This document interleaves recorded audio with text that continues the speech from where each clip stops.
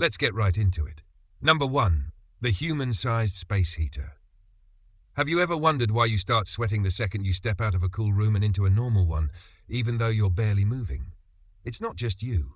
Your body is basically a biological radiator, and it's running on a thermostat that's stuck on panic. We sweat to cool ourselves down, which is a fantastic biological innovation. The problem is, your body's idea of cool is a lot different from your own. The human body is designed for survival in the wild, which meant constantly moving, hunting, and fighting for resources. In a world where we spend most of our time sitting in climate-controlled rooms, our bodies are still operating on a pre-industrial setting. Your body sees an increase of 1 or 2 degrees and goes, "This is an emergency. We're going to overheat. Quick, jettison all the water we can." It's the equivalent of a security system that sets off a fire alarm because you lit a match. You're not in danger, you're just a little warm, but your body is so paranoid about a core temperature increase of a single degree that it launches a full-scale assault on your sweat glands. It's like a biological overreaction, where a minor inconvenience is treated like a life-or-death scenario. Basically, your nervous system is throwing a tantrum in your honor. Number 2.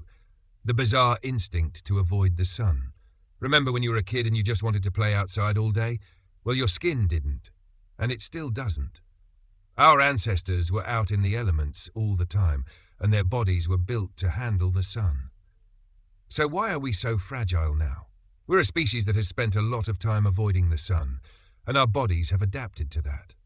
But in a bizarre twist, our brains are still wired for a time when sunlight was a resource, not a threat. We crave it, we feel better in it, and we literally get depressed without it.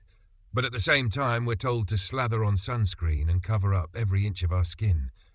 This creates a weird biological paradox. Our brains are screaming, "Go outside, soak up that vitamin D," while our skin is screaming, "Stop, you're going to get a sunburn." It's like your body is a car with a gas pedal and a brake pedal that are both connected to the same part of your brain. We've managed to create a society where we spend all our time indoors, and our bodies have become so sensitive to the sun that we've made it a public health crisis. It's insane when you think about it. Our own biology is working against us. Number 3, the obsession with touching things. Have you ever walked past a freshly painted wall and had the sudden, uncontrollable urge to touch it, even though a sign clearly says wet paint? Or, even weirder, felt compelled to push a button that you know does nothing? Your brain is a sneaky little monster, and it's constantly telling you to do things for no reason. This is a phenomenon known as sensory seeking, and it's a bizarre part of our psychology. Our brains are hardwired to gather information about the world around us. In our evolutionary past, this was a survival tool. Is that berry safe to eat? Touch it. Is that animal a threat? Observe its movements. But in our modern world, this instinct has been co-opted for purely aesthetic purposes. We want to touch a soft blanket or press a button on a remote even if we know it won't do anything. We're biologically compelled to gather information about our environment, even if that information is utterly useless. It's like your brain is a data hoarder, and it gets a little rush every time it collects a new piece of information, no matter how insignificant. So the next time you feel the urge to poke a jello mold or touch a furry coat, just know that your ancient, survival-focused brain is having a very weird modern-day crisis. Number 4, the craving for spicy food. Imagine willingly inflicting pain on yourself for pleasure. It sounds insane, but that's exactly what we do when we eat spicy food. The heat from a chili pepper isn't a flavor. It's a chemical reaction in your mouth that tells your brain, "Hey, we're being burned right now." Your body, in its wisdom, responds by releasing endorphins, which are basically natural painkillers. It's a classic biological miscommunication. Your brain receives the signal that you're in pain, and it goes into full-on damage control mode, releasing all the good chemicals to make you feel better. But here's the kicker. We've learned to associate this feeling with pleasure. We've hijacked our own pain response and turned it into a culinary experience. It's like telling your brain, "Hey, I know this is supposed to hurt, but just go with it, okay? It tastes good." This is a completely insane habit from a biological standpoint, No other animal willingly seeks out a chemical that causes pain. We're a species that has learned to enjoy being hurt, and we call it flavor. It's an evolutionary glitch that somehow became a multi-billion-dollar industry. Number 5, the inexplicable need to talk to ourselves. Ever catch yourself in a mirror, mid-conversation with yourself, and immediately feel a flush of embarrassment? You're not alone. We all do it, and it's a completely normal but biologically insane habit. The human brain is a perpetual motion machine of thought, and sometimes the only way to process it all is to externalize it. Talking to yourself, whether out loud or in your head, is your brain's way of organizing information. It's a self-regulatory mechanism that helps you think through problems, process emotions, and even rehearse for future conversations. From an evolutionary perspective, this is baffling. We're social creatures, and communication is a tool for interacting with others. But we've developed a bizarre internal monologue that functions entirely for ourselves. It's like having a private board meeting inside your head, where you're the only attendee and also the one taking minutes. It's a habit that is both a sign of a healthy, functioning mind and an utterly bizarre and socially awkward behavior. We've basically created our own personal echo chamber, where we can talk ourselves into and out of things, which is simultaneously a sign of genius and madness. Number 6, the urge to fall asleep on a hard surface. Imagine you've had a long, exhausting day. Your bed, with its fluffy pillows and soft mattress, is calling your name. But instead, you find yourself fighting to stay awake on the couch, or worse, with your head resting on your desk. This is a classic example of your brain being an unhelpful jerk. Our bodies are designed to find the most comfortable and safe place to rest. But your brain, in its infinite wisdom, sometimes decides that the most convenient place to fall asleep is the most inconvenient. This is often linked to the feeling of being overtired. When your body is completely exhausted, your brain goes into a kind of power-saving mode and it just shuts down, regardless of where you are. This is a biological remnant of a time when we might have needed to fall asleep quickly to conserve energy, even if it wasn't the ideal spot.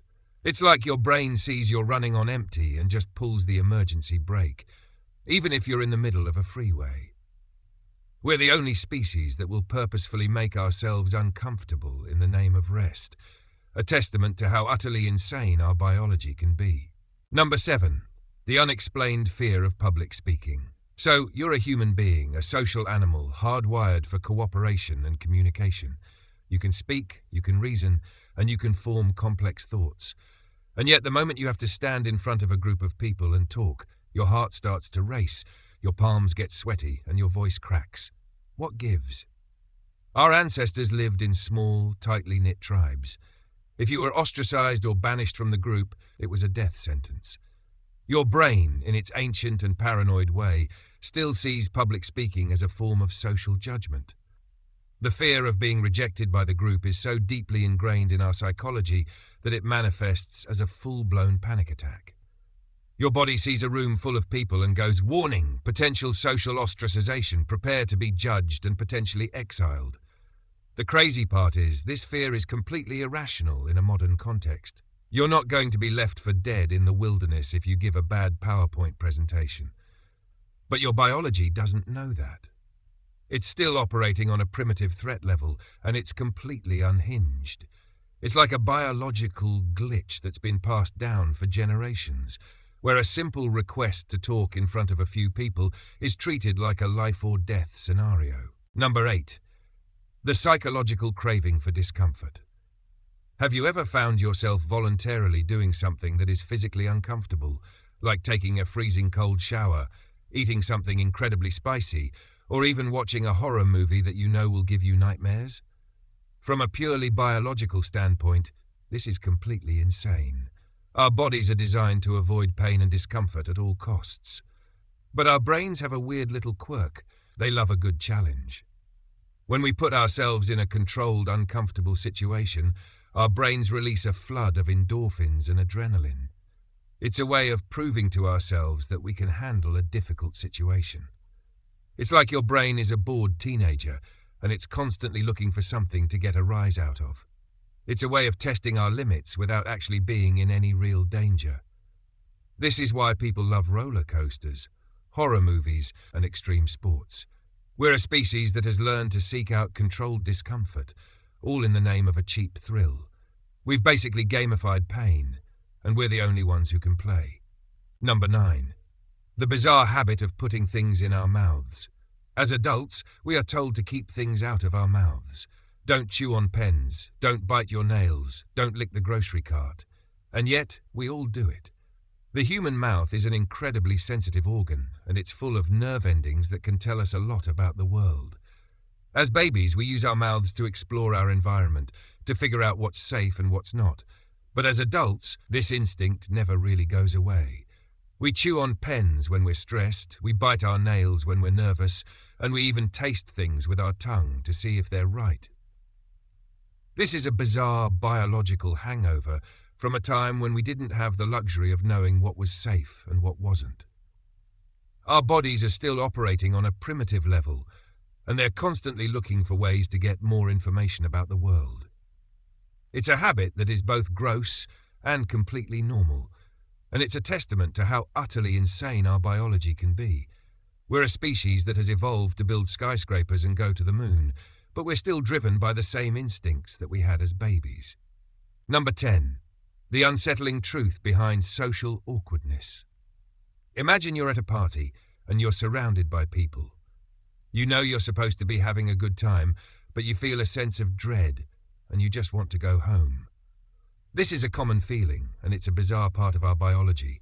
We are social animals, and we need to be around other people to survive. But our brains, in their infinite wisdom, have also developed a bizarre sense of social anxiety. Our ancestors lived in small, tightly knit tribes, and every interaction was a matter of life or death. If you said the wrong thing or did the wrong thing, you could be ostracized or banished.